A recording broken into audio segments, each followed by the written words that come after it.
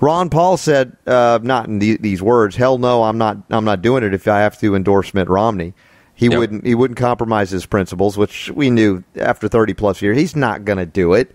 And so he wouldn't speak. They wanted to vet his speech, and he had to full endorse Romney. He's like, no. What a great deal, right? We'll let you talk, but we're going to go through your entire speech and let you know whether we approve of what you're going to say, and you need to fully give a glowing endorsement of Mitt Romney. Yeah, he gave his speech yesterday, would have given a coronary to the neocons at the RNC that are still coronating Romney as they change the rules. They're in a state of anarchy. We talked about it on yesterday's Robert Scott Bell show. The Ron Paul rally was it. I mean, that was sensational. What a send-off. And I don't think Ron Paul's going off into the sunset here. I don't. He's got a lot more to do, this guy. But the thing, if anything else, retiring from Congress is going to be a good thing for him because it's going to free him up and be able to do things he hasn't been able to thus far. Well, I agree. I agree totally. I'm very excited about what's happening. The people were there. They were fired up. And it's only showing the establishment politicians, much less the establishment political parties, for the cronies that they are. Now, one of the things that I think I'm going to save a couple of these clips, or at least one of them, for Dr. Bitar when he talks about raw milk and supplements and stuff, and alcohol taking responsibility, which is cool.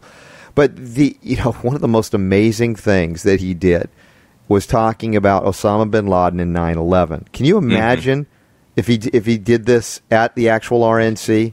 I mean, they would all pass out. They couldn't handle it. Well, listen, we've talked about before what a lot of people have considered Ron Paul's Achilles heel to be is foreign policy. And it was really frustrating. I know we talked about this numerous times on the show about how there were so many people that said, you know what, I really like Ron Paul, but I just don't like his foreign policy because he was talking about things that were taboo, which was terrorism, going after the terrorists. It doesn't make any sense. There's this thing called blowback and stuff. And it just didn't compute with most people because they've been programmed to think that we've got to go over to all of these countries in the Middle East and make this an offensive, situation where we've got to go kill them before they kill us.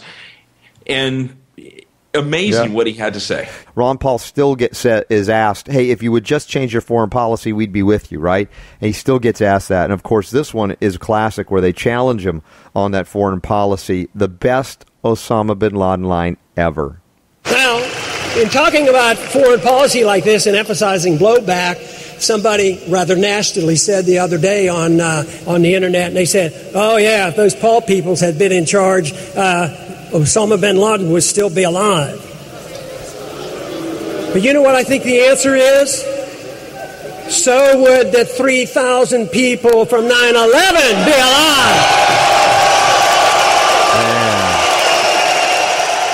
alive. Wow. Wow. In your face, neocons. What can you say? And it's funny because you and I were talking about this after the rally, and we both heard this.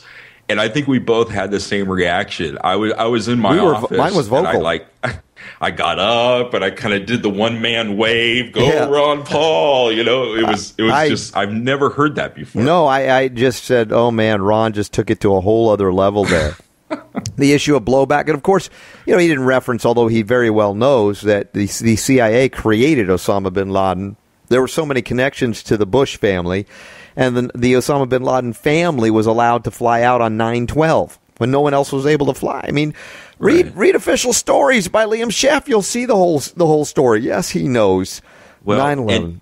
You have to think about it this way: if let's say you were having a debate with somebody and you use this argument, if you were to oppose what Ron Paul said here, you basically would have to say, you know what?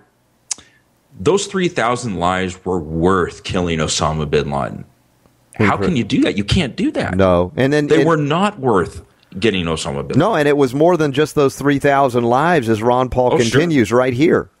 And so would the 8,500 Americans who were killed in Iraq and Afghanistan. They would be alive as well. And also those 44,000 military personnel who have come back severely injured, they would not be suffering those consequences, and we wouldn't have hundreds of thousands suffering from post-traumatic stress syndrome as well as brain injuries. So I would say if you take that and add in $4 trillion, our side wins that argument by a long shot.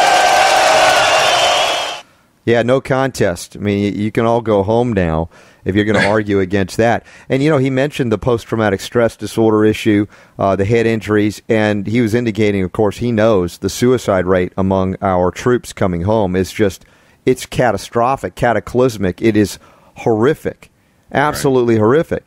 And I said this yesterday on the show as well, on the Robert Scott Bell Show on GCN, and you can download it through the archives there. It's listed in the show notes today at robertscottbell.com. The reality of this issue, I mean, it goes so much farther than just 9/11. The whole context and concept of preemptive war. It goes to the issue of the so-called pro-life Republicans still going, oh, man, abortion, we should end abortion.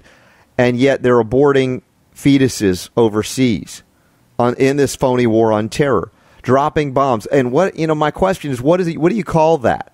Is it an accidental abortion? Is it a collateral abortion? A retroactive abortion? Yeah, right? you have a cult. You believe in a culture of life, yet you're willing to drop bombs on innocents. And it's like, well, but we didn't intend to do that, so that that's okay. So what happens what happens when a doctor accidentally aborts a fetus?